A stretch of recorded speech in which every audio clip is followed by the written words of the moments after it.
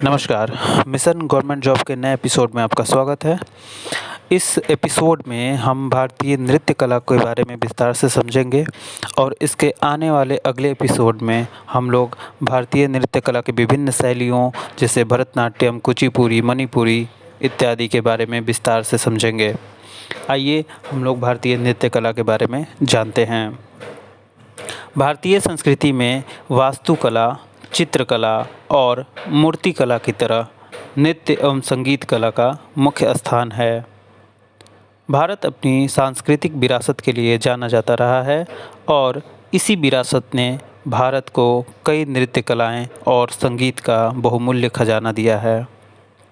कई शास्त्रीय नृत्यों की शुरुआत मंदिरों में हुई, जिसका मुख्य लक्ष्य नृत्य के द्वारा भगवान की उपासना यानी कि पूजा करना था। हालांकि प्रत्येक नृत्य भारत के विभिन्न क्षेत्रों में विकसित हुआ, फिर भी सभी नृत्यों की जड़ें एक ही थी। इस संदर्भ में इनके रूट्स को प्रारंभिक सदी में भरत मुनि द्वारा रचित नाट्यशास्त्र से जोड़ा जाता है। नाट्यशास्त्र को 200 ईसा पूर्व और 200 ईस्वी के मध्य का माना जाता है। नृत्य और संगीत के सिद्धांतों का यह अद्भुत ग्रंथ है, जिसमें संगीत और नृत्य के विधान यानी रूल्स का माइक्रोस्कोपिक और सैद्धांतिक चित्रण किया गया है।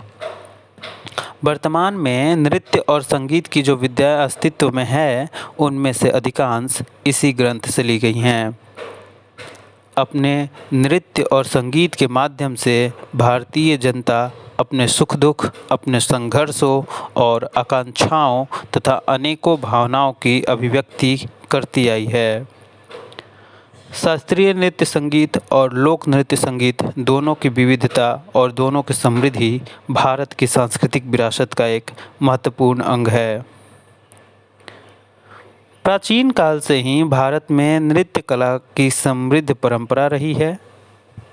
सिंधु घाटी से प्राप्त नर्तकी की मूर्ति इस बात को प्रमाणित करती है कि प्रागैतिहासिक काल से ही भारत में नृत्य का प्रचलन रहा है।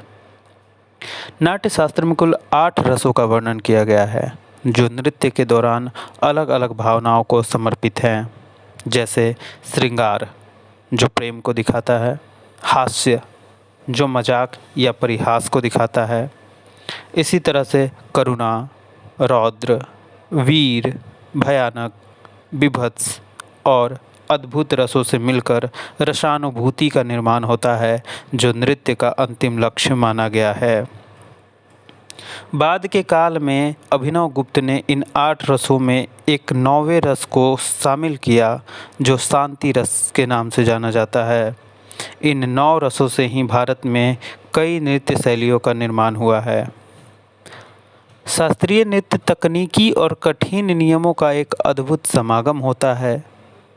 आचार्य नंदिकेश्वर की अभिनय दर्पण और सारंगदेव की रत्नाकर और नाट्यशास्त्र शास्त्रीय नृत्यों की तकनीकी और नियमों का आधार मानकर बनाई गई हैं। आशा करते हैं आपको यह वीडियो पसंद आई होगी। उम्मीद करते हैं कि आप इसे ज़्यादा से ज़्यादा शेयर करेंगे। आने वाले एपिसोड में आपको भरतनाट्यम के बारे में विस्तार से जानने को मिलेगा। हमारे साथ ऐसे ही बने रहें। धन्यवाद।